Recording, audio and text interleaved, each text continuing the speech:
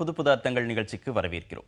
இன்றைய நிகழ்ச்சியில் Marxist communist கட்சியின் அருணன் அவர்களும் சமூக ஆர்வலர் பானுகோம்ஸ் அவர்களும் பங்கேற்கிறாங்க. வணக்கம். வணக்கம். ரூபாய் நோட்டு பிரச்சனையில மத்திய அரசுக்கு நெருக்கடி அளிக்க 10 எதிர்க்கட்சிகள் இணைந்து செயல்பட முடிவு செய்திருக்கிறாங்க. பாராளுமன்றத்திற்கு உள்ளேயும் வெளியேயும் அவங்க இணைந்து செயல்படுவதற்கான முடிவை எடுத்திருக்கிறாங்க. நேற்று கூட்டமும் நடந்திருக்கு. காங்கிரஸ், திரிணாமுல் காங்கிரஸ், பகுஜன் சமாஜ், திமுக, இடதுசாரிகள், திரிணாமுல் காங்கிரஸ் எல்லாருமே அதில் அந்த கூட்டத்தில் கலந்துக்கிறாங்க. பேரணியாக போய் குடியரசுத் தலைவரை சந்தித்து மனு அளிக்கவும் முடிவு செய்திருக்கிறாங்க. எப்படி பார்க்கலாம்? இது ஒரு குறிப்பிட்ட அதி மோசமான ஒரு நிலை. அதை எதிர்த்து இன்றைய தினம் குறிப்பாக நாடாளுமன்றத்திலே எதிர்க்கட்சிகள் ஒன்றுபட்டு நிற்கின்றன. இது இயல்பானது. இப்படி ஒரு நிலைமை வரும் என்று அநேகமாக யாரும் எதிர்பார்த்திருக்க மாட்டாங்கன்னு நான் நினைக்கிறேன். இதை பழைய ஆர்பிஐயுடைய துணை கவர்னர் சொன்னது போல், அரிசியில் கல் இருக்குன்னா கல்லை பொறுக்கிறதுக்கு வழி பார்க்கணுமே ஒழிய அவ்வளவு அரிசியையும் கொண்டு போய் குப்பையில் கொட்டக்கூடாது. நம்ம ஊரில் சாதாரணமாக சொல்லுவாங்க, மூட்டை பூச்சியை நசுக்கிறதுக்கு வீட்டை எரிக்கிறதான்னு. கிட்டத்தட்ட அந்த நிலைமை. பொருளாதாரம் நிலக்குலைஞ்சு போய் கிடக்கு. ஆகவே இந்த நிலைமையை மாற்ற வேண்டும். உடனடியாக மக்களுக்கு நிவாரணம் தர வேண்டும். ஆகவே என்ன நடவடிக்கைகள் நீங்கள் அடுத்து எடுக்கப் போகிறீர்கள்? வந்து பேசுங்கள், நாடாளுமன்றத்திலே பதில் சொல்லுங்கள் பிரதமர் அவர்களே என்று கேட்குறாங்க. பிரதமர் தான் இந்த திட்டத்தை அறிவித்தவர். ரொம்ப பெருமையாக இந்த திட்டத்தை அவர் அறிவித்தார். அதுவும் அந்த வாக்கியமெல்லாம் ஒரு முன்னுணர்வு இன்றி சொன்னது. இன்று இரவு 12 மணிக்கு மேல் 1000 ரூபாய் நோட்டும் 500 ரூபாய் நோட்டும் வெறும் காகிதமே, பீஸ் ஆஃப் பேப்பரே என்றெல்லாம் அவர் பாட்டுக்கு சொன்னார். அப்படி அறிவித்தவர் அது பற்றி நடக்கிற விவாதத்துக்கு அவர்தான் பதில் சொல்ல வேண்டும் என்று ஒரு எளிமையான ஒரு கோரிக்கையை வச்சாங்க. அது கூட முடியாது என்று அமைச்சர் வெங்கையா நாயுடு திட்டவட்டமாக மறுத்திருக்கார். அதே போல் இன்றைக்கு அவங்க பெருமையாக சொல்கிறாங்க, 5 லட்சம் கோடி ரூபாய் வரைக்கும் வைப்பு டெபாசிட் என்பது வந்திருக்கு என்று. இது பற்றியும் அதே போல் சில விவரங்கள் முன்கூட்டியே சிலருக்கு மட்டும் கசிய விடப்பட்டிருக்கு இந்த செல்லாததாக ஆக்கும் விஷயத்தில் என்றும் செய்திகள் வந்துக்கிட்டு இருக்கு. ஆகவே ஒரு நாடாளுமன்ற கூட்டுக்குழு விசாரணை வேண்டும். இத்தகைய சில நியாயமான கோரிக்கைகள். அவற்றையெல்லாம் விட மிக முக்கியமானது நம்முடைய கிராம பொருளாதாரம். அங்கே கூட்டுறவு சங்கங்கள் தான் விவசாயிகளோட நேரடியான தொடர்புடையது, அவங்களுடைய வாழ்வோடு மிகவும் நெருக்கமானது. அதை ஃபுல்லாக முடக்கி வச்சுருக்காங்க. ஆகவே கேரள முதலமைச்சரே நேரடியாக களத்தில் நின்று போராட வேண்டிய ஒரு கட்டாயம். அடுத்து மிக முக்கியமானது சிறு வணிகம், அதுவும் கிராமப்புறத்தில் இருக்கக்கூடிய சிறு வணிகம். அதுக்கு சுத்தமாக முடங்கி போயிருக்கு. காரணம், 500 ரூபா நோட்டு செல்லாது, 1000 ரூபா நோட்டு செல்லாது, 2000 ரூபா நோட்டு புது நோட்டு அதுவும் நடைமுறையில் செல்லாது. ஏன்னா அதை எடுத்துகிட்டு போய் நீ 200 ரூபாய்க்கு சரக்கு வாங்கினீங்கன்னா 18 100 ரூபா நோட்டு கொடுக்க எந்த கடைக்காரரும் தயாராக இல்லை. அந்த புது 2000 ரூபா நோட்டு ஏடிஎம் இயந்திரத்துக்குள்ளேயும் போக மறுக்கிறது 4 தேதி வரை. புது 500 ரூபா நோட்டும் காணா, இந்த வருதுங்கிறாங்க, 2 வாரமாச்சு. ஆகவே ஒட்டு மொத்தமாக இன்றைய தினம் பொருளாதாரம் முடங்கி கிடக்கு. ஆகவே இந்த குறிப்பிட்ட சூழல் எதிர்க்கட்சிகள் போராட்ட களத்தில் இறங்கி இருக்கின்றன. ஆகவே இந்த ஒற்றுமை தேவை, அவசியம், காலத்தின் கட்டாயம் என்று நான் கருதுகிறேன். அவர் நிறைய லிஸ்ட் அவுட் பண்ணினார், என்ன பிரச்சனைகள் நடக்குது. அதெல்லாம் இல்லைன்னு சொல்ல முடியாது, எல்லா பிரச்சனைகளும் நடக்கத்தான் செய்யுது. பொருளாதாரம் ஒட்டுமொத்தமாக முடங்கி போயிருக்கு. முடங்கி போயிருக்குங்கிற வார்த்தை கொஞ்சம் ஓவராக இருக்குதுன்னு நான் நினைக்கிறேன். முடங்கி போகிற அளவில் இல்லை, டிஸ்டர்ப் ஆகிருக்கு. அப்போ இதோட எதனால் இந்த திட்டத்தின் நோக்கம் என்ன அப்படின்னு பார்த்திங்கன்னா, கருப்பு பணம் எந்த அளவிற்கு, கணக்கில் காட்டப்படாத கருப்பு பணம் எந்த அளவுக்கு இங்கே புழங்கிக்கிட்டு இருக்கு, அது கட்டுப்படுத்தப்பட்ட அளவில் இருக்குதா இல்லை தரிகட்ட நிலையில் இருக்குதா அப்படிங்கிறதுலேருந்து தான் இந்த திட்டத்தின் நோக்கம் ஒரு பாசிட்டிவான விஷயமாக மாறுது. அப்போ இந்த திட்டத்தின் நோக்கம் நீங்கள் பொருளாதாரம் முற்றிலுமாக சீர்குலைந்து விட்டதுன்னு சொன்னால், அதே நேரம் அந்த தரிகட்ட நிலையில் இருந்த அன்னக்கம் கருப்பு பணம்ங்கிறது, கணக்கில் வராத கருப்பு பண செயல்பாடுங்கிறது இதைவிட பொருளாதாரத்தை படுகுழியில் வீழ்த்தி கொண்டிருந்த ஒரு விஷயமா இருந்தது. அப்போ அதை கட்டுப்படுத்துவதற்கான ஒரு நடவடிக்கை எடுக்கும்போது கருப்பு பண சுழற்சி எந்த அளவுக்கு, எல்லா பொருளாதாரத்திலும் கருப்பு பணம்ங்கிறது ஒரு ஜென்ரேட் ஆகிட்டே இருக்கும். அதுவும் வைப்ரண்ட் எக்கானமி, ஹாப்பனிங் எக்கானமி நடக்கிற இடத்துல கருப்பு பணம்ங்கிறது ஜென்ரேட் ஆகிட்டே தான் இருக்கும். ஆனால் அது கட்டுப்படுத்தப்பட்ட நிலையில் இருந்தால் தான் அது வந்து ஒரு பாசிட்டிவான இம்பேக்டாக நாம் எடுத்துக்கிட முடியும். அப்போ கருப்பு பணம் மிகப்பெரிய அளவில் புழங்கி கொண்டிருந்ததுங்கிறது அந்த புழக்கம் நிற்கும்போது கண்டிப்பாக பொருளாதாரத்தில் ஒரு சிக்கல் இருக்கத்தான் செய்யும். அதைத்தான் அவர் வந்து பொருளாதாரமே சீர்குலைந்து போயிட்டுதுங்கிறார். அதை கட்டுப்படுத்துவதற்கான ஒரு முயற்சியில் இந்த மாதிரியான ஒரு கிரைசிஸ் வந்து இருக்கும். ஆனால் அதிலிருந்து இம்ப்ரூவ்மெண்ட் இருக்கான்னு தான் நாம் பார்க்கணும்.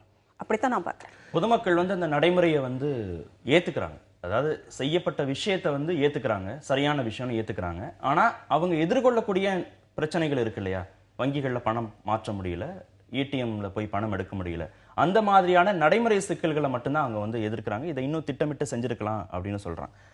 இதை வந்து எதிர்க்கட்சிகள் பிரதிபலிக்குது அப்படின்னு எடுத்துக்கலாமா, இல்ல தங்களுடைய சுய லாபத்துக்காக அரசியல் செய்யணும் அப்படிங்கிறதுக்காக இவங்க வந்து எல்லாரும் ஒன்று சேர்ந்திருக்கிறாங்கன்னு புரிஞ்சுக்கலாம்?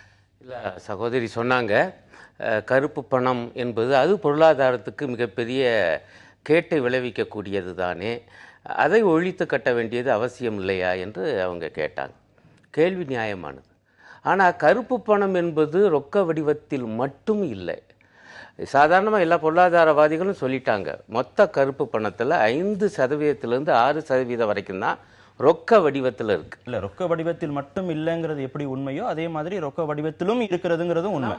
ஆனா இந்த சதவீத கணக்கு பாருங்க, பிரதமரே ஏற்றுக்கொண்டது கடந்த தேர்தலின் போது 90% கருப்பு பணம் வெளிநாட்டு வங்கிகளிலே வெளிநாட்டு பணமாக இருக்கு என்று அவர் ஒப்புக்கொண்டது. அதுக்கான நடவடிக்கை இது. ஆனா அந்த அசட்ஸ் வந்து நீங்க வந்து திருப்பி அதை வந்து டைலூட் பண்றதுக்கு அடுத்தடுத்த நடவடிக்கைகள் எடுக்கப்படும்னா அரசு விளக்கம் கொடுக்குது. உள்ள சிக்கல் என்னன்னா 2.5 ஆண்டு காலம் ஆயிடுச்சு. ஆனால் வெளிநாட்டில் பதுக்கி வச்சுருக்கக்கூடிய பட்டியெல்லாம் அவங்க கையில் இருக்குது. அது கிட்டத்தட்ட ஒரு 600-700 பேருடைய பட்டியல் இருக்குது. அதை வெளியிட தயாராக இல்லை. கேட்டால் கோர்ட்டு நடவடிக்கைங்கிறாங்க. இதே சுப்ரீம் கோர்ட்டு தான் காவேரி மேலாண்மை வாரியம் அமைக்க சொல்லிச்சு. அப்போ அந்த கோர்ட்டுடைய முடிவை அவங்க மதிக்கலை, இதை மட்டும் மதிக்கிறாங்க. ஆகவே இவங்களுக்கு உண்மையிலேயே கருப்பு பண பொருளாதாரத்தை ஒழிக்க வேண்டும் என்கிற எண்ணம் இருக்குமேயானால் மிக அதிகமாக இருக்கக்கூடிய இடம் தேடி ஒரு துல்லிய தாக்குதல் அங்கேயில இருக்கணும். அது ஒரு வாதம் சொல்றேன் நான், அதுல மாற்று கருத்து இல்ல. இப்ப எடுத்திருக்கக்கூடிய நடவடிக்கையை மக்கள் ஏத்துக்கிறாங்க. ஆனா இந்த மாதிரி எடுத்திருக்க வேண்டாம் அப்படிங்கறதான், அந்த எதிர்கொள்ளக்கூடிய பிரச்சனைகளை சமாளிச்சிருக்கலாம். அதைத்தான் நாங்களும் சொல்றோம். அதை நீங்க எதிர்கட்சிகள் பிரதிபலிக்கிறாங்களா இல்ல அதை வச்சு அரசியல் பண்றாங்களா? இல்ல அரசியல் பண்றதே இல்ல. இப்ப நான் என்ன கேட்க விரும்புறேன், இப்ப பாருங்க, நாங்க வந்து இந்த கருப்பு பணத்தை ரொக்க வடிவத்தில் உள்ளதையும் ஒழிக்க வேண்டும் என்பதிலே மார்க்சிஸ்ட் கட்சிக்கு எள்ளளவும் கருத்து வேறுபாடு இல்லை. நான் அதுக்கு தான் அடுத்து வரேன். இங்கே இருக்கு, இதை நோக்கி நீங்கள் போகலை, சரிங்க. அப்போ ரொக்கத்தில் கருப்பு பணம் இருக்கிறத ஒத்துக்கொள்றீங்கல்ல, அதை வெளிக்கொண்டு வரதை ஏன் எதுக்குறீங்க? நாங்கள் அதை எதுக்கலை. ஆனால் சிக்கல் என்னன்னா, நீங்கள் செய்கிற இந்த திட்டத்தில் 2-3 மிகப்பெரிய ஓட்டைகளை போட்டீங்க. ஓட்டை இன்றைக்கு வந்திருக்கக்கூடியது என்னன்னா, ஏற்கனவே பாஜகவுக்கு வேண்டப்பட்டவங்களுக்கு இந்த செய்தி கசிய விடப்பட்டிருக்கு என்று ஒரு குற்றச்சாட்டு வந்திருக்கு. இதை நீங்கள் முதல்ல விசாரிக்கணும். 2வது விஷயம், நீங்கள் கருப்பு பணத்தை வெளிக்கொணர்வது தான் உங்களுடைய நோக்கம் என்றால் இயல்பாக என்ன எதிர்பார்ப்போம்? 1000 ரூபா நோட்டை ஒழிக்கிறீங்க, 500 ரூபா நோட்டை ஒழிக்கிறீங்கன்னா அதுக்கு புது நோட்டு ரெடியாக இருக்கும்னு தான் பொதுவாக எல்லாரும் நினைப்பாங்க. ஆனால் என்ன விஷயம் என்றால் 1000 ரூபா நோட்டு புதுசாக இப்போ அடிக்க போகிறதே இல்லைங்கிறீங்க. மாறாக 2000 ரூபா நோட்டு, புது 500 ரூபா நோட்டு வரவே மாட்டேங்குது, 2000 ரூபா நோட்டு இயந்திரத்துக்குள்ளே போக மாட்டேங்குது. அப்போ இது சரியான ஏற்பாடு இல்லை. இதனுடைய விளைவு என்ன ஆகுது என்றால் பணப்புழக்கமே இல்லாத ஒரு நிலைமை, குறிப்பாக சிறு வியாபாரம், கிராமப்புற விவசாயிகளுடைய நிலைமை. ஆக உருப்படியான முன்னேற்பாடும் இல்லை என்பது எங்களுடைய குற்றச்சாட்டு. ஆகவே தான் மாற்று ஏற்பாடு நாங்கள் சொல்றோம். இந்த திட்டத்தை முழுக்க கைவிடுங்க என்பது மார்க்சிஸ்ட் கட்சியின் நிலையில் ஒன்றை சொல்லி முடிச்சிடறேன். மாறாக என்ன சொல்றோம்னா, டிசம்பர் 30 வரைக்கும் டைம் தரீங்கல்ல, அப்படி என்றால் டிசம்பர் 30 வரைக்கும் இந்த நோட்டுகளை வைத்து நீங்கள் பரிவர்த்தனை செய்து கொள்ளலாம். குறைந்தபட்சம் மத்திய மாநில அரசுகளாவது அதை ஏற்கனவே சொல்லணும்ல. நான் மதுரையிலிருந்து நெல்லைக்கு கட்சி மாநாட்டுக்கு போறேங்க, 100 ரூபா சொச்சன் டிக்கெட் 500 ரூபா நோட்டை எடுத்து தரேன் 12ஆம் தேதி. நடத்துனர் என்ன சொல்றாருன்னா, நேற்று வரைக்கும் வாங்கினவங்க நீங்க வாங்கக்கூடாதுன்னு சொல்லிட்டாங்கன்னு வருது. இது என்னங்க ஏற்பாடு? மக்களுடைய அரசே வாங்காது என்றால் அப்புறம் டிசம்பர் 30 வரைக்கும் என்ன அர்த்தம்? மக்களுடைய பிரச்சனைகளை, மக்களுடைய உணர்வுகளை இந்த எதிர்க்கட்சிகள் அரசுக்கு புரிய வைக்கிறாங்க, அதை எதிரொலிக்கிறாங்க அப்படின்னு எடுத்துக்கிறதா, இல்ல இவங்க எல்லாரும் ஒண்ணு செய்யறதுக்கு பின்னாடி வேற ஒரு அரசியல் கணக்கு இருக்கு அப்படின்னு எடுத்துக்கலாம்? இல்ல, ஒண்ணு சேர்க்கிற கட்சிகள் எல்லாம் யாரு, அவங்களுடைய அஜெண்டா என்ன, ஏன் இதை ஆதரிக்க மறுக்கிறாங்கிறது ரொம்ப வெளிப்படையானது. அதுக்குள்ள போய் பெரிய ஆராய்ச்சி எல்லாம் பண்றதுக்கு ஒண்ணும் இல்லை. ஏன்னா ஒரு மிகப்பெரிய திட்டம், ஒட்டுமொத்த இந்தியாவின் கரன்சி இதை நோக்கிய ஒரு திட்டம். இது ஒரு மேமத் எக்ஸசைஸ். அப்ப இதை எப்படி எதிர்க்கட்சிகள் அணுகணும்னா, இந்த திட்டமே நீங்க முன்னேற்பாடு இல்லாமல் அதிரடியாக அறிவித்து தான் இந்த அளவுக்கு வங்கிகள்ல பணம் வருது. இல்ல எதிர்க்கட்சிகள்ட்ட நம்ம சொல்ல முடியாது நீங்க இப்படிதான் அணுகணும்னு சொல்ல முடியாது. ஆனா அதுல என்ன எப்படி லாஜிக் அணுகுறாங்களோ அதுக்கு பின்னாடி இருக்கிறத நம்மளால புரிஞ்சுக்க முடியும். அதுக்கான காரணத்தை தான் நான் கேட்கிறேன். நீங்க இப்படி அணுகுங்கன்னு நம்ம இந்த எதிர்க்கட்சிகள்ட்டையும் சொல்ல முடியாது. இப்படிதான் அணுகுறாங்க அவங்க, இதுதான் அவங்களுடைய ஸ்டாண்டு. இப்படி அணுகுறதுக்கு பின்னாடி ஏதாவது இருக்கா, கால்குலேஷன்ஸ் இருக்குன்னு நீங்க பாக்குறீங்களான்னு கேட்கிறேன். ஏன்னா எல்லா கட்சிகளுக்கும் நிதிங்கிறது என்ன மாதிரியான இதுல வருது, இன்க்ளூடிங் பாஜக. நீங்க வந்து கட்சி நிதிக்கு கட்சிகளுக்கான அக்கௌண்டபிலிட்டிங்கிறது கிடையாது. எல்லா கட்சிகளும் ஒரு தேர்தல் முடிந்த பிறகு வேட்பாளரினுடைய செலவு, கட்சியினுடைய நிதி, இது அவர்கள் செலவழித்த இதுன்னு ஒண்ணுமே டேலி ஆகாத ஒரு ரிப்போர்ட்டாக தான் இருக்கு. அதன் மேல என்ன நடவடிக்கை எடுக்கப்படுகிறோம், கட்சியினுடைய அங்கீகாரத்தை நிறுத்துறோமா இல்லையா, ஒண்ணுமே கிடையாது. ஆக கட்சிகள் இவ்வளவு தூரம் நியாயமா அறச்சீற்றத்தோட இதை பேசினா முதல்ல தங்களுடைய ரெஸ்பான்சிபிலிட்டி என்ன, அக்கௌண்டபிலிட்டி என்னங்கிற அளவில் செயல்பாடு இருக்கான்னா இல்லை. அந்த அளவிலேயே நான் அனைத்து கட்சிகளையும் அந்த இடத்துல ரிஜெக்ட் பண்ணுறேன். நீங்கள் ஒரு விஷயத்தை பேசுறதுக்கு உங்கள் அளவில் நீங்கள் எவ்வளவு நியாயவான்களாக இருக்கிறீங்கிறது தான். ஆனால் இந்த விஷயத்தில் அரசு நிர்வாக ரீதியாக ஒரு சீர்திருத்தத்தை முன்னெடுக்கும் போது அது யார் எடுத்தாலும் சரி, அதில் ஏதாவது ஒரு 5% ஒரு நியாயமான காரணம் இருந்ததுன்னா அதை மக்கள் ஆதரிக்கிறார்கள். அந்த அளவில் தான் என்னுடைய ஆதரவும் இந்த டிமானிட்டைசேஷனுக்கு நான் ஆதரிக்கிறேன் இந்த இதேங்கிறேன். இன்க்ளூடிங் பிஜேபினா இன்க்ளூடிங் சிபிஎம் தான். ஏன்னா சிபிஎம் ஓட ரிப்போர்ட், ஏடிஆர் ரிப்போர்ட்ல நீங்க பாத்தீங்கன்னா ADR சிபிஎம் ரிப்போர்ட்ல ஓட என்ன இருக்குன்னா, வேட்பாளர்கள் மூன்றாவது டேலி ஆற இடத்துல மாதிரி ஒரு கணக்கு கொடுக்கல. மூன்றாவது இடத்துல இருக்கிறாங்க. அதுவும் அன்னோன் பர்சன்ஸ், அன்னோன் ஃபண்ட்ஸ் எங்க இருந்து வந்ததுங்கிறத குறித்த எந்த விதமான தெளிவான இடத்துலயும் இல்லை. அவங்க 2000 கோடி, இவங்க 1500 கோடினா கிட்டத்தட்ட 300 சொச்சம் கோடி இவங்களுக்கும் பணம் வந்திருக்கு. அப்ப எந்த தார்மீக அடிப்படையில, எந்த நெறி சார்ந்த விஷயத்துல நின்று இந்த கட்சிகள் வந்து இதை எதிர்க்கிறாங்கன்னு எடுத்துக்கிறது? அதாவதுங்க, மார்க்சிஸ்ட் கட்சியை பொறுத்தவரை எங்களுடைய கணக்குகள் பூரா எங்களுடைய வெப்சைட்டில் போட்டிருக்கோம். நீங்கள் போய் அதுக்குள்ளே போய் யார் வேணாலும் பார்க்கலாம். ரெண்டாவது, எங்களுடைய கட்சி கட்டமைப்பு பற்றி சகோதரிக்கு தெரியுமா தெரியாதான்னு எனக்கு தெரியல. இப்போ பாருங்கள், அரசியல் கட்சியில் இயங்குவது என்பதே காசு சம்பாதிக்கிறதுன்னு ஆயிடுச்சு. எங்கள் கட்சியில் என்னன்னா, நாங்கள் மாதம் லெவி கட்டுறோம். இப்போ எனக்கு பென்ஷன் தொகை வருதுன்னா இதில் இத்தனை சதவீதத்தை நான் கட்சிக்கு கொடுக்கணும். அப்போ தான் நான் கட்சியில் உறுப்பினராகவே இருக்க முடியும். இது அப்படி சேர்க்கப்படுகிற பணம் தான் எங்களுக்கு பிரதானமான நிதி. ஆகவே தயவு செய்து மார்க்சிஸ்ட் கட்சியுடைய இயங்கு நிலையை புரிந்து கொண்டு பேசுமாறு நான் சகோதரியை கேட்டுக்கொள்கிறேன். அடிப்படையில் ஒன்று நியாயம்தான். ஒரு அறச்சீற்றம் என்று இருக்கிறது என்றால் அந்த பேசுகிற கட்சிகளுக்கு ஒரு அற கோட்பாடு இருக்க வேண்டும் நிதி விஷயத்தில் என்பது சரிதான். அதையும் பேசுவோம், நான் இல்லைன்னு சொல்ல. அவங்களே அதனால தான் கவனமாக பிஜேபியும் சேர்த்துக்கிட்டேன் அப்படின்னு சொல்லி ஒரு வாக்கியத்தை சொல்லிக்கிறாங்க. ஆனால் பிஜேபி தான் இருக்கிறதுலேயே மிக அதீதமாக, இன்னும் சொல்லப்போனால் 2 கட்சிகள் தான் வெளிநாட்டிலிருந்து நிதி வருகிறது விஷயத்தில் இன்றைக்கு கோளாறு பண்ணி சிக்கி இருக்கிறது. ஒன்று பிஜேபி, இன்னொன்று காங்கிரஸ். இன்னும் பிஜேபி இருக்கட்டும், அதையும் சேர்த்துக்கங்க. ஆனால் மிகப்பெரிய கட்சிகள், அகில இந்திய கட்சிகள், இந்த ரெண்டும் இன்னும் ஒழுங்காக அவங்க தேர்தல் கணக்கும் கொடுக்கல. ஆகவே அதில் பிரச்சனை இருக்கு என்று நான் மறுக்கல. ஆனால் அதுக்காக இத்தனை கோடி மக்கள் கஷ்டப்படும் பொழுது அதை பிரதிபலிக்க கூடாது.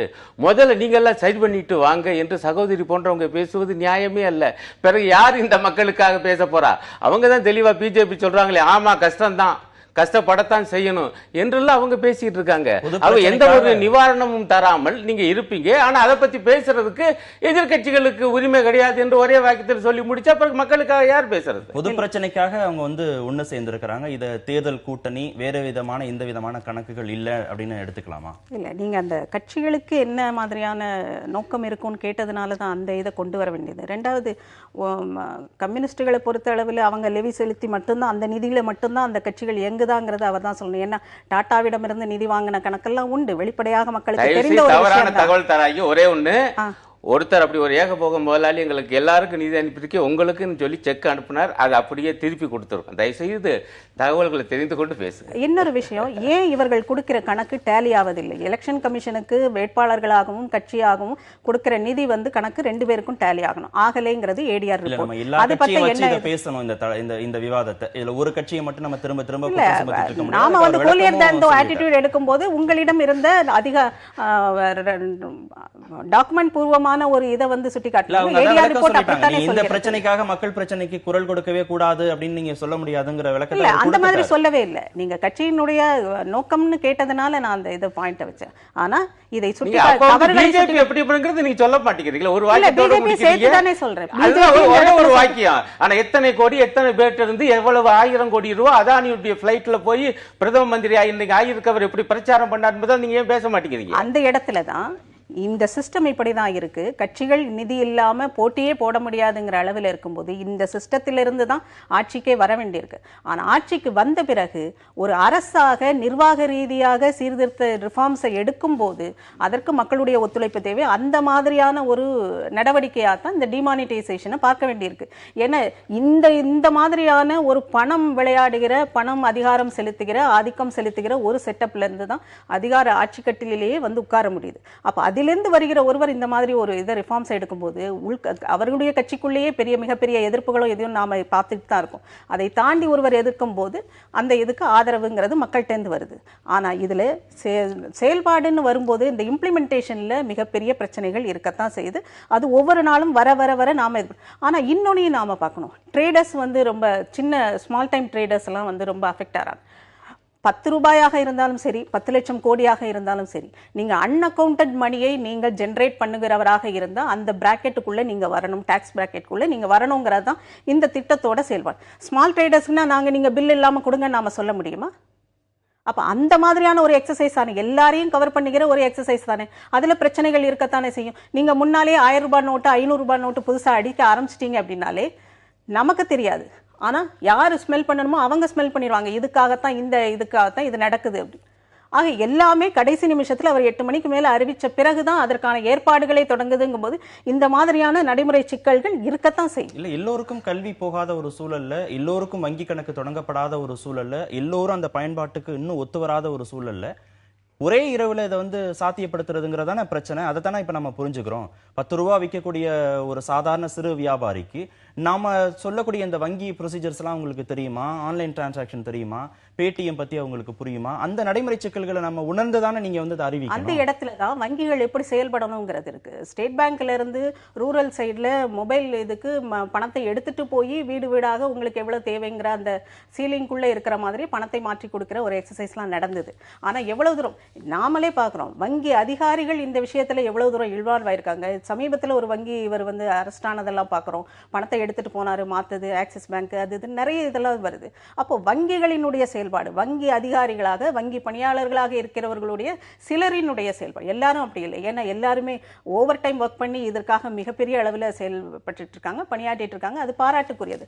ஆனா மிக சிலரினுடைய அந்த செயல்பாடு என்ன மாதிரி? அப்போ இந்த டாக்ஸ் பிராக்கெட்டுக்குள்ள வரணும்னு சொல்வதில் அரசு பணியாளர்கள்ல இருந்து, வங்கி பணியாளர்கள்ல இருந்து, ஸ்மால் டைம் ட்ரேடர்ஸ்ல இருந்து, வெண்டர்ஸ்ல இருந்து மிகப்பெரிய இவங்க வர அந்த இது டாக்ஸ் பிராக்கெட்டுக்குள்ள வரணும்ங்கிறது தான். ஆனா எத்தனை பேர் அதுக்கு ஒத்துழைக்கிறார்கள்? வங்கி பணியாளர்களை விட்டுருவோம். ஒரு கண்காணிப்பு குடையின் கீழ் இதுக்கு என்ன மாதிரியான ஒரு கண்காணிப்பு குடையின் கீழ் எல்லாரையும் கொண்டு வரணும், எல்லா பண பரிவர்த்தனைகளும் கொண்டுட்டு வரணும் அப்படிங்கறது அரசுடைய மிக முக்கியமான நோக்கம் அப்படின்னு சொல்றாங்க. இல்ல சகோதரி சொல்ற ஒரு பாயிண்ட் கரெக்ட். வரி ஏய்ப்பு என்பது சின்ன வியாபாரியோ பெரிய வியாபாரியோ யாரிடமும் இருக்கக்கூடாது. ரொம்ப சரி, நான் அதை பத்தி பேசல. சிக்கல் நீங்க ரொக்க பரிவர்த்தனையே கூடாது, ரொக்கத்துக்கு விற்பனை வாங்குவது என்பதே கூடாது என்பதை நோக்கி அரசு போயிட்டு இருக்குது திடீரென்று. அதான் ரொக்க கையிருப்பு வச்சு நீங்க ரொக்கத்துல பணப்புழக்கம் பண்ணும்போது பேரலா இன்னொரு எக்கானமி டிராவல் ஆகுது. ஆமாங்க. ஆனா எடுத்த எடுப்புல நீங்க ரொக்கத்தை புறம் காலி பண்றதுன்னா ஒரு கிராமத்துல பெட்டி கடைக்காரருக்கு எப்படி இந்த இயந்திரம் அதை செயல்படுத்துவது என்பது எப்படி தெரியும்? அடுத்து அந்த கிராமத்தில் இருக்கக்கூடிய ஜனங்கள் வந்து கார்டு எடுத்துக்கிட்டு அதை கீச்சற வேலை அவங்களுக்கு எப்படி தெரியும்? அப்ப அந்த கடைக்காரருடைய நிலைமை என்ன? வாங்குறவங்க கிட்ட ரூபா கிடையாது என்றால். ஆகவே நீங்க இது எவ்வளவு பெரிய நாடு, கிராமப்புற வாழ்வு எப்படி இருக்கு என்பதை தெரிஞ்சுக்கிறாம ஒரு அப்பர் மிடில் கிளாஸ், ஒரு உயர் மத்திய வர்க்க மனோபாவத்திலிருந்து நம்ம பேசுவது செயல்படுவது என்பது எவ்வளவு பெரிய சிக்கலை உருவாக்கும். இப்ப ஏன் வந்து இன்றைய திருப்பூர்லயே வந்து அவ்வளவு நிறுவனங்களும் இன்றைக்கு ஹர்த்தால் பந்த் என்று அறிவிக்கிறாங்க. அப்ப அதெல்லாம் நம்ம அவங்கள புரியாமல திருப்பூர் நிலைமையே இப்படி என்றால் மிச்சது என்ன ஆகும்? அப்படி என்றால் தொழில் முடங்குகிறது. நீங்கள் திடீர் இப்ப அவங்க என்ன சொல்றாங்க, நாங்க 8 மணிக்கு திடீரென்று அறிவிப்போம் 500 ரூபா நோட்டு 1000 ரூபா நோட்டு, அதுக்கு பிறகுதான் புது நோட்டு அச்சடிப்போம் என்றால் இது என்னங்க நியாயம்? அப்படி என்றால் நீங்க என்ன செய்யணும்னா பழைய நோட்டு டிசம்பர் 30 வரைக்கும் பரிவர்த்தனை செய்யலாம்னு சொல்லணுமே ஒழிய அது வெறும் பேப்பர் தான் என்று பிரதம மந்திரி அறிவிச்சா என்ன நியாயம்? அவை நீங்க கஷ்டப்படத்தான் செய்யணும். எதுக்காக என்றால் ஒரு சிறு அளவு ஒரு சிறு அளவு கருப்பு பணத்தை வெளிக்கொணர்வதற்காக இவ்வளவு பெரிய இழப்புகள் என்பது என்ன நியாயம்? ஆக இது நான் இன்னும் சொல்றேன், இது கருப்பு பணத்தை வெளிக்கொணர்வதற்காக செய்யப்பட்ட நடவடிக்கையாக பிரதான நடவடிக்கை எனக்கு படலை. மாறாக இன்றைய தினம் பிரதம மந்திரி பேசியிருக்காரு முந்தா நாள், ஆக்ரான்னு நினைக்கிறேன், 5 லட்சம் கோடி ரூபாய் கைக்கு வந்துருச்சு, இது பூரா குறைந்த வட்டியில் தரப்படும் அப்படிங்கிறாரு. யாருக்கு தரப்போறாங்கிறது தான் கேள்வி. இல்ல நம்ம அதெல்லாம் முன்கூட்டியே நம்ம பேச முடியாது இல்லையா? எதுக்குன்னா ஏற்கனவே பெரும் ஒரு 100 பேருக்கெல்லாம் நீங்க பாத்தீங்கன்னா 7-8 லட்சம் கோடி ரூபாய், இன்னும் மொத்தமாக 11 லட்சம் கோடி ரூபாய் சந்தேக கடன்ல வரா கடன்ல இருக்குது. இந்த 2 வருஷத்துல மட்டும் மோடி அரசு 1 லட்சம் கோடி ரூபாய்க்கு மேல தள்ளுபடி பண்ணிருக்கு. அந்த குற்றச்சாட்டு இருக்கு. அதுக்கு இந்த பணத்தையும் அவங்களுக்கு தான் கொடுப்பாங்க நம்ம சொல்ல முடியாது. சந்தேகம் வருமா வராதா? இப்படியே நான் தெளிவா சொல்லிட்டாரு, கைக்கு பணம் வந்துருச்சுன்னு உற்சாகமா பேசுறாரு. அதோட நோக்கம் என்ன? இன்னொரு முக்கியமான ஒரு ரொம்ப சுருக்கமா, அந்த டிரான்ஸ்போர்ட் இதுல நான் 500 ரூபாய் கொடுத்தேன் வாங்க மாட்டேன்னு சொன்னாங்க. ஆனால் செய்தித்தாள்களில் வந்த செய்தி என்னன்னா, தமிழ்நாடு டிரான்ஸ்போர்ட் அவர்களுடைய கலெக்ஷன் 500-1000 நோட்டில் தான் கொடுத்தாங்க அப்படின்னு அரசுக்கு கணக்காக அவங்க அதை தான் கொடுத்தாங்க. அப்போ அந்த மாதிரியான நடவடிக்கைகள் எதை காமிக்குது? அன்அக்கவுண்டட் மணி யார் ஜென்ரேட் பண்றாங்க? அஃபிஷியலாகவும் அன்அஃபிஷியலாகவும் அன்அக்கவுண்டட் மணியை யார் ஜென்ரேட் பண்ணுவது? இதையெல்லாம் எப்படி தடுத்து நிறுத்துவது? தடுத்து நிறுத்த வேண்டிய இடத்தில் இருக்கிற அரசுகள் இந்த மாதிரி செயல்களில் ஈடுபடுவது, அதை என்ன செய்யறது? அப்போ அந்த இடத்துல இருந்து தான் இதையெல்லாம் தொடர்ந்து பார்த்து கொண்டிருப்பதனால தான் மக்களுக்கு எவ்வளவு சிரமங்களுக்கு இடையிலையும் இந்த திட்டத்தை ஆதரிக்கணுங்கிற ஒரு எண்ணம் வருது. மக்களின் ஏக பிரதிநிதியா சகோதரி ஆயிட்டாங்க, நாங்கெல்லாம் கூட கிடையாது. ரொம்ப வேடிக்கையா இருக்கு.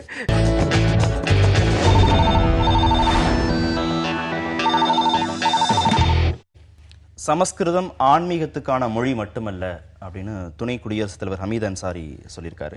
இந்திய கலாச்சார உறவுகளுக்கான அமைப்பு சார்பாக விருது வழங்கும் விழா டெல்லியில் நடைபெற்றிருக்கிறது. இதில் தாய்லாந்து, அமெரிக்கா ஆகிய 2 நாடுகளை சேர்ந்த 2 பேருக்கு சமஸ்கிருத விருதுகளை வழங்கி கௌரவித்த போது அவர் இந்த மாதிரியான கருத்தை சொல்லியிருக்காரு. எப்படி பார்க்கலாம்? அது கரெக்டு தான் அவர் சொன்னது. சமஸ்கிருதம்ங்கிறது ஒரு மொழி இல்லை, அது வேண்டான்னு சொல்கிறவங்க பார்வையில் இறந்து விட்ட மொழி, இல்லை கொஞ்சம் உயிரோடு ஒரு ஐசியூவில் இருக்கிற மொழி அப்படின்னெல்லாம் சொல்லலாம். ஆனால் சமஸ்கிருதத்துக்குன்னு ஒரு அடிப்படை இருக்கிறது. அதனுடைய அந்த நாலேஜ், வெல்த் ஆஃப் நாலேஜ் அதில் இருக்கிறதுங்கிறது மிகப்பெரியது, மிக பறந்து விட்டது. சவுத் ஈஸ்டர்ன் ஏஷியன் கண்ட்ரீஸ் பூராவுமே அந்த தாக்கத்தில் இருக்குது. அந்த மொழியிலிருந்து வந்த தாக்கம் பெரிய அளவில் இருக்குதுங்கிறது உண்மைதான். ஒன்றும் வேண்டாம், இன்னைக்கு ஜெர்மனி எடுத்துக்கிட்டிங்கன்னா, ஜெர்மனியில் சான்ஸ்கிரிட் படிப்பதற்கு துடிக்கிற மாணவர்கள், அந்த அரசு எவ்வளவு தூரம் அதை உற்சாகப்படுத்துது. அத்தனை யூனிவர்சிட்டிஸ்லேயும் சான்ஸ்கிரிட் மிக முக்கிய மொழியாக இருக்கிறது. அதை ஜெர்மானியர்கள் எவ்வளவு பாஞ்சு படிக்கிறாங்க அப்படிங்கிறதுல இருந்து தான் நாம எவ்வளவு தூரம் நம்மளுடைய வெல்த்தை விட்டு கொடுத்துருக்கிறோம், இன்னொருத்தர் அதை எடுத்துட்டு எப்படி பயனடைகிறாங்கிறத பார்க்க முடியும். அதாவது துணை குடியரசுத் தலைவர் சொல்லியிருப்ப ரொம்ப சரி. அது ஆன்மீகத்துக்கான மொழி மட்டுமல்ல. நான் ரொம்ப ரசித்து படித்தது தமிழில் காளிதாசனுடைய ரகுவம்சம். ரொம்ப ஆச்சரியமாக இருந்துச்சு. ஒவ்வொரு சுலோகமும் அழகான கச்சிதமான ஓமையோடு முடியும். தமிழ்நாட்டில் ஒரு கவிஞர் ஓமை கவிஞரும்பாங்க. ஆனால் அகில இந்திய அளவில் பார்த்தா ஓமை கவிஞன் காளிதாசன் தான். அப்படி இலக்கியத்தில் சிறந்த ஒரு மொழி நாமெல்லாம் இன்றைக்கும் படிக்கணும். எனக்கு கொஞ்சம் தத்துவத்திலேயே ஆர்வம் உண்டு. ஆகவே தத்துவம் நிறைந்த மொழி, அதை கூட தத்துவம்னு பார்க்காம ஆன்மீகம்னு பார்க்குறாங்க. ஆன்மீகம் என்றாலே தத்துவத்தில் ஒரு பிரிவு, ஆன்மாவை அங்கீகரித்து பேசுகிற தத்துவம். ஆனால் ஒரு நிலைத்த ஆன்மா கிடையாது, உயிர்தான் உண்டு, உயிர் என்பது உடலின் இயக்கம் என பார்க்கிற பிரபஞ்சவாதம். ஆங்கிலத்தில் மெட்டீரியலிசம் என சொல்லுவாங்களே, அதை நான் தமிழில் பிரபஞ்சவாதம் என சொல்வது எங்கள் மார்க்சிய சொல்லாடல்ல பொருள் முதல் வாதம் என்று பலரும் சொல்கிறாங்க. என்னை பொறுத்தவரை பிரபஞ்சவாதம் என்பதுதான் சரியான சொல் என்று நினைப்பவன். அதுவும் சமஸ்கிருதத்தில் உண்டு. லோகாயுதம் என்கிற முறையில், சார்வாகம் என்கிற முறையில். ஆக தத்துவங்கள் நிறைந்த ஒரு மொழி. அவை சமஸ்கிருதத்தை படிப்பது, பயில்வது என்பது இலக்கியம் கற்க, தத்துவம் அறிய மிக மிக தேவை. நம்முடைய இந்த 2 பாரம்பரியங்களையும் உணர வேண்டுமென்றால் சமஸ்கிருதத்தை படிக்கணும். அதுக்கு ஈடு சோடான ஒரு மொழி இந்த துணை கண்டத்தில் உண்டு என்றால் நமது தமிழ். அங்கும் இலக்கியம், அங்கும் தத்துவ வளம் உண்டு. குறிப்பாக நீலகேசியிலே, அதே போல் மணிமேகலையில். ஆகவே நமக்கு சமஸ்கிருதத்தின் மீது வெறுப்பு ஒன்றும் கிடையாது. ஆகவே இதற்காகவும் படிக்கணும்னு அவர் சொன்னது சரிதான். ஆனால் சிக்கல் என்னன்னா, அதை திணிப்பது என்கிற முறையில், அது படிக்க வேண்டிய மொழி என சொல்வது என்பது வேறு, அனைவரும் படிக்கணும் என்று அரசு வம்பு பண்ணுவது என்பது வேறு. இன்றைக்கு மோடி அரசு அதுதான். இல்ல ஜெர்மனி உதாரணம் சொன்னாங்களே, அங்கேயே நிறைய பல்கலைக்கழகங்கள் இருக்கு, அரசே நிறைய முனைப்பு காட்டுது, இங்கதான் எதிர்ப்பு தெரிவிக்கப்படுகிறது அப்படிங்கிறது. அதாவதுங்க உள்ள சிக்கல் அங்கெல்லாம் அப்படி கட்டாயப்படுத்துறாங்களா இல்லையான்னு தெரியல. இப்போ இங்கே ஏற்கனவே சிபிஎஸ்சி பள்ளிக்கூடங்களில் ஒரு அந்நிய மொழி என்கிற முறையில் ஜெர்மன் மொழி இருந்துச்சு. ஜெர்மனை பற்றி சொன்னதுனால இவங்க என்ன பண்ணாங்கன்னா, ஜெர்மன் மொழிக்கு பதிலாக சமஸ்கிருதம்னு கொண்டு வந்தபோது அதே ஜெர்மன் தேசம் தான் கடுமையாக எதிர்த்து நின்றுக்கிட்டு இருக்கு இன்னைக்கு வரைக்கும். நான் என்ன சொல்ல வரேன், ஜெர்மன் நாட்டில் சமஸ்கிருதம் படிப்பு ஐரோப்பிய நாடுகள்லேயே பல நாடுகளில் படிக்கிறாங்க. காரணம், சமஸ்கிருதத்துக்கும் ஐரோப்பிய மொழிகளுக்கும் தொடர்பு உண்டு. இவற்றுக்கெல்லாம் ஒரு மூல மொழி அங்கிருந்து பிறந்தது என்கிறதெல்லாம் வாதங்கள், அதில் பிரதிவாதங்கள் இருக்குன்னு வச்சுக்கோங்க. ஆதரிக்கிறாங்க ஐரோப்பிய நாடுகளில் என்பது எனக்கு தெரிஞ்ச விஷயம்தான். கட்டாயப்படுத்துகிறாங்களா அல்லது அந்த ஒரு மொழி தான் சிறந்தது, சமஸ்கிருதத்தை சிறப்பாக பேசுகிற குறிப்பாக சங் பரிவாரத்தை சேர்ந்தவங்க அதுக்கு ஈடுஜோடாக தமிழை ஏற்பாங்களா? ஏற்க மாட்டாங்க. என் கையில் இருக்குது RSS ரிசால்வ்ஸ்னு ஒரு புத்தகம், அவங்க போட்ட தீர்மானங்கள்லாம் என் கையில் இருக்குது. அந்த தீர்மானங்கள்லாம் நீங்கள் பார்த்தீங்கன்னா இந்தியாவில் உள்ள சகல மொழிகளுக்கும் தாய் சமஸ்கிருதமே தீர்மானம் போட்டிருக்காங்க. அதே பாணியில் தான் திரு ராஜ்நாத் சிங் அவர்களும் சமீபத்தில் கூட பேசியிருக்காரு. அது என்ன நியாயம்? இங்கே பல மொழி குடும்பங்கள் இருக்கு, குறிப்பாக இருமொழி குடும்பங்கள். ஒன்றுக்கு சமஸ்கிருத மொழி குடும்பம், இன்னொன்று மூல தமிழ் குடும்பம், இதெல்லாம் இருக்குது. இதையெல்லாம் அங்கீகரிக்காங்க நீங்க பேசினா என்ன நியாயம்? ஜெர்மனில அரசே இந்த நடவடிக்கை எடுக்குது, ஆனா இங்க அரசே நடவடிக்கை எடுக்கிறதுனால தான் அந்த பிரச்சனை திணிப்பு அப்படின்னு சொல்லப்படுது. அது இந்தி மொழியா இருக்கட்டும் இல்ல சமஸ்கிருத மொழியாக இருக்கட்டும். இல்ல ஜெர்மனி இதை பத்தி சொல்லும்போது சொன்னாரு, இங்க ஜெர்மனை எடுத்துட்டு சன்ஸ்கிரிட் படிக்கணும்னு சொல்லும்போது ஜெர்மன் எதிர்த்தது. அதை கடுமையாக எதுக்கத்தான் செய்வாங்க, அதுதான் நியாயமான போக்கு. நாம நம்ம மொழியவே நாம படிக்க மாட்டோம்னு சொல்றதுதான் நம்மளுடைய அபத்தமான போக்கு. ஜெர்மனிட்ட இருந்து அதை வேணா நாம கத்துக்கிடலாம். ரெண்டாவது, சான்ஸ்கிரிட்டுங்கிறது வெறும் ஆன்மீகத்துக்கு இலக்கியத்துக்கும் தத்துவத்துக்கும் மொத்தமான மொழின்னு அப்படி சுருக்க முடியுமா? முடியாது. அதில் அஸ்ட்ரோபிசிக்ஸுக்கான நாலேஜ் எவ்வளவு இருக்குங்கிறது சான்ஸ்கிரிட்டை முழுமையாக நியாயமாக சான்ஸ்கிரிட்டுக்கு கொடுக்க வேண்டிய இடத்தை கொடுக்கறவங்க அதை ஒதுக்க மாட்டாங்க. மொழி கற்றல் அப்படிங்கிறது தன்னெழுச்சியா நடக்கணும், எந்த விதமான திணிப்புனாலையும் நடக்கக்கூடாது.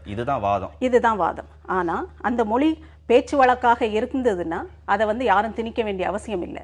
ஆனால் பேச்சு வழக்காக இல்லாமல் சுருங்கி போன ஒரு மொழி, ஆனால் அந்த மொழியில தான் நம்மளுடைய வெல்த் ஆஃப் நாலேஜ், நம்மளுடைய பழைய பாரம்பரிய நாலேஜ் பூரா அதில் இருக்குங்கும் போது அந்த மொழியை நீங்க எப்படி எல்லா பக்கமும் கொண்டு போய் சேர்ப்பீங்க? இன்னொரு நாடு அந்த மொழியை எடுத்துட்டு நம்மளுடைய நாலேஜை பூரா, நம்மளுடைய அறிவு செறிவை பூரா அவங்க எடுத்துட்டு இருக்காங்க.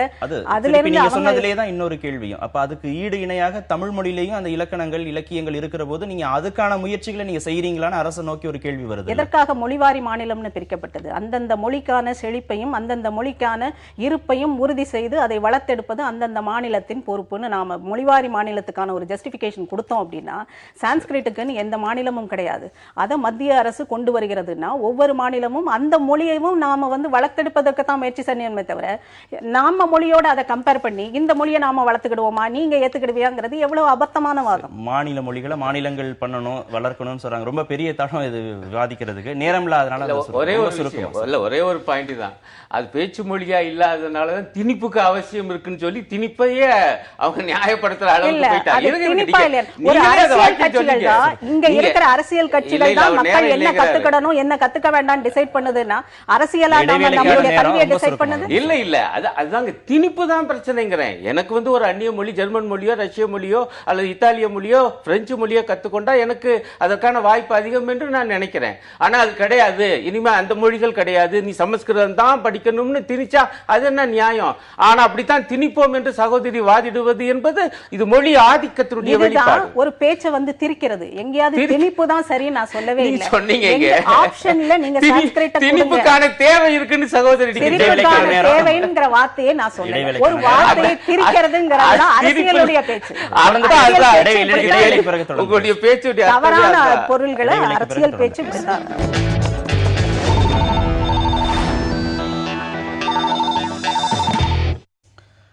1,30,000 பாதுகாப்பு பணியாளர்கள் பற்றாக்குறையுடன் இயங்கும் ரயில்வே துறை அப்படின்னு ஒரு செய்தி கட்டுரை இருக்கு. கான்பூர் அருகே நடந்த ரயில் விபத்தில் 146 பயணிகள் உயிரிழந்திருக்கிறாங்க, 200க்கும் மேற்பட்டவர்கள் படுகாயமடைந்திருக்கிறாங்க. அதை ஒட்டி வந்திருக்கக்கூடிய செய்தி கட்டுரை ரொம்ப ஸ்ட்ராங்கா இருக்கு. அந்த மெசேஜ் இதை படிச்ச பிறகு நீங்க ரயில்ல பயணம் செய்வீர்களா அப்படின்னு அதை கேட்டிருக்கிறாங்க. எப்படி பார்க்கலாம்? இல்லை, எனக்கு அதான் ரொம்ப வேதனையா இருக்கு, அதிர்ச்சியாகவும் இருக்கு. பொதுவாக ஒரு உணர்வு இருந்தது. அரசு துறையில் காலி இடங்கள் நிரப்பப்படுவதில்லை, ரயில்வே துறையிலும் அந்த அவலம் இருக்கிறது என்பதை நாம் அறிவோம். ஆனால் இந்த புள்ளிவரத்தை பார்க்கும்போது தான் அந்த அதிர்ச்சி என்பது மேலெழுந்து வருகிறது. மொத்தமாக 2,17,369 பணியிடங்கள். அதில் பாதுகாப்பு, ரயில்வே பாதுகாப்பு பிரிவில் மட்டும் 1,22,763 பணியிடங்கள் காலியாக இருக்குன்னா அப்போ மனம் பதட்டம் அடையத்தானே செய்யும். இந்த ரயிலை நம்பி நம்ம இரவில் போய் படுத்து காலையில் இறங்கிடுவோம், ஊருக்கு போய் சேர்ந்துருவோங்கிற எண்ணத்தோடு நம்ம நிம்மதியாக தூங்குகிறோம். ஆனால் இந்த உண்மையை பார்க்கும் பொழுது ஒரு பதட்டம் என்பது கண்டிப்பாக ஏற்படும். ஏன் இடங்களை நிரப்ப மாட்டேங்கிறாங்க நமக்கு புரியலை. இதே ஆட்சி அவங்க வருவதற்கு முன்பு மக்களுக்கு என்ன சொன்னாங்கன்னா, ஆண்டுதோறும் 2 கோடி வேலை வாய்ப்புகளை புதிதாக உருவாக்கும், கோடிக்கணக்கான வாய்ப்புகளை உருவாக்கும்னு சொல்லி இப்போ புள்ளி வர என்ன சொல்லுதுன்னா, ஒரு சில லட்சம், சொல்லப்போனால் 2 லட்சத்துக்கும் குறைவான வேலை வாய்ப்பு தான் ஆண்டுதோறும் உருவாயிட்டிருக்கு என்று சொல்லப்படும். ஏற்கனவே காலி இடங்கள் இருக்குன்னா அதை நிரப்பினாலாவது அவங்க மக்களுக்கு கொடுத்த அந்த உறுதிமொழி ஓரளவாவது நிறைவேற்றப்படும். ஆனால் அதெல்லாம் எதுவும் செய்யலை. அதை விட இன்னொரு செய்தி இருக்குது, இது ஒன்று. ரெண்டாவது மிக முக்கியமான செய்தி, அமைச்சரே ஒப்புக்கொண்டிருக்கார், இந்த பழைய பாணி ரயில் பெட்டிகள் உதவாது. அதில் ஒரு ரயில் பெட்டி தடம் புரண்டால் அடுத்தடுத்து எல்லாமே தடம் புரள் தான். இப்போ நினைவு சரி என்றால் 14 பெட்டிகள் இந்த விபத்தில் தடம் புரண்டதாக செய்தி வாய்ச்சதான் என்னுடைய நினைவு. ஆனால் இந்த புது வகை வறுமையானால் அது என்ன சொல்கிறாங்க, எல்ஹெச்பி கோச், இந்த அந்த ரயில் பெட்டிகள் நம்ம பயன்பாட்டுக்கு கொண்டு வந்தால் இத்தகைய பெரும் விபத்துக்கள் நடக்காது. இது பற்றி தான் ஏற்கனவே ரயில்வே பட்ஜெட் சமர்ப்பித்த பொழுது சொன்னதாகவும் அவரை ஒத்துக்கொள்றார் ரயில்வே அமைச்சரே. இதை நான் இனிமேல் வேகப்படுத்துவேன், அதனுடைய தேவையை நாங்கள் இப்போ உணர்ந்துட்டோம் என்று சொல்றார்.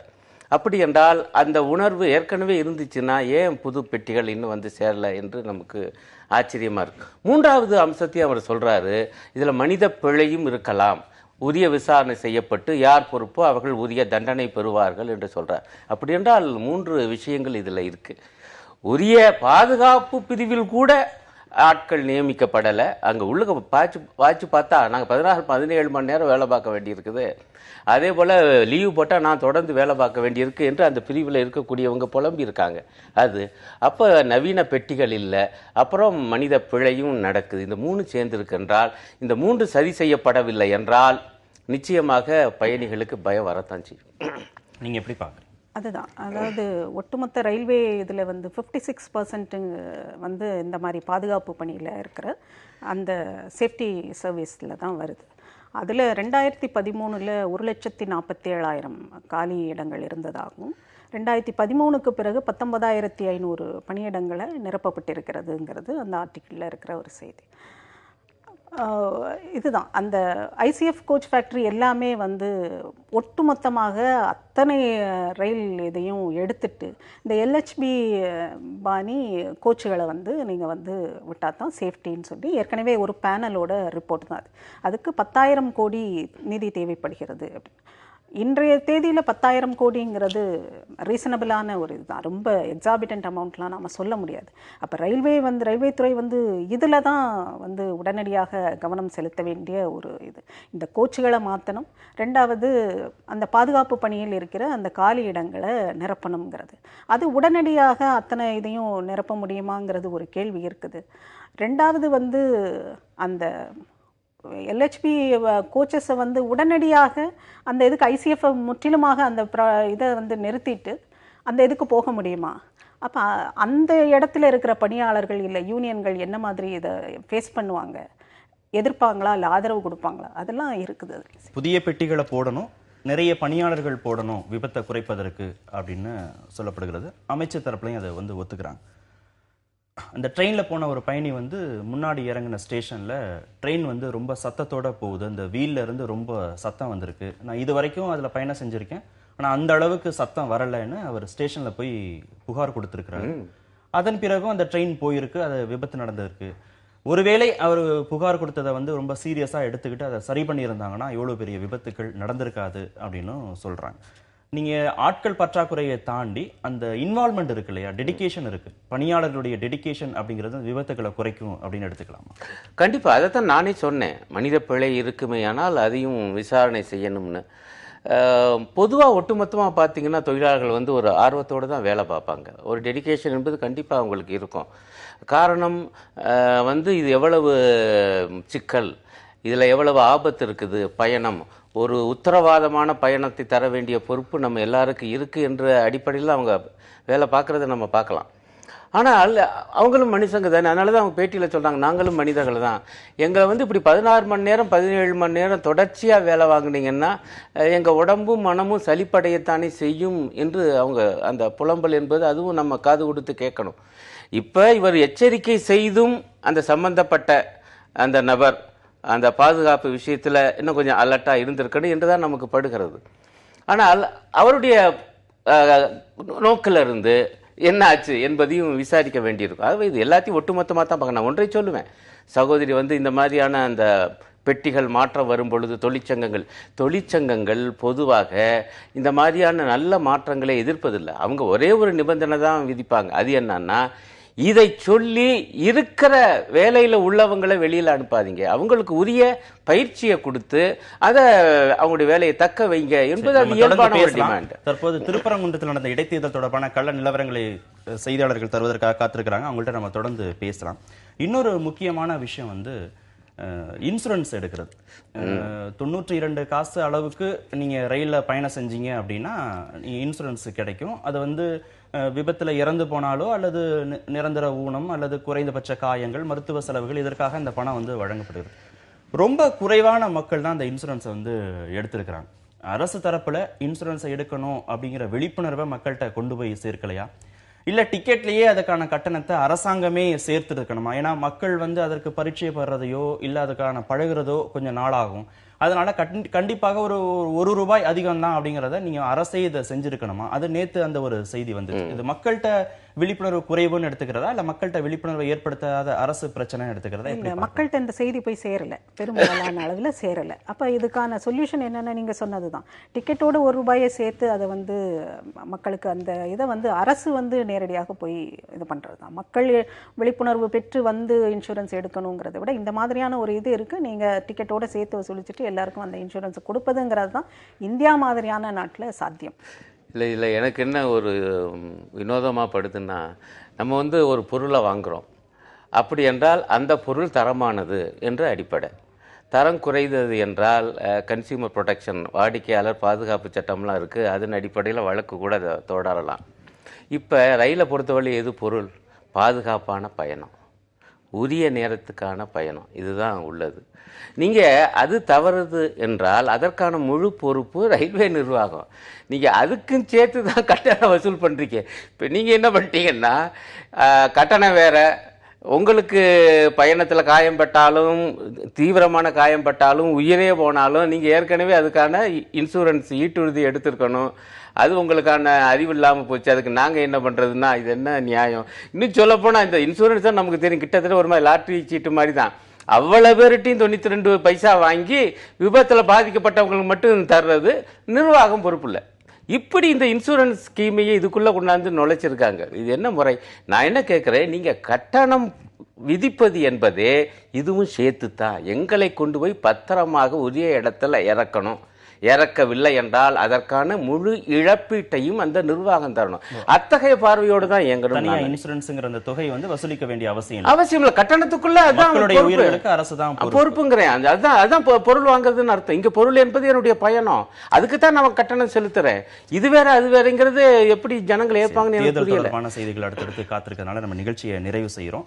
நிகழ்ச்சியில் பங்கேற்ற இருவருக்கும் மிக்க நன்றி. மீண்டும் சந்திப்போம். நன்றி, வணக்கம்.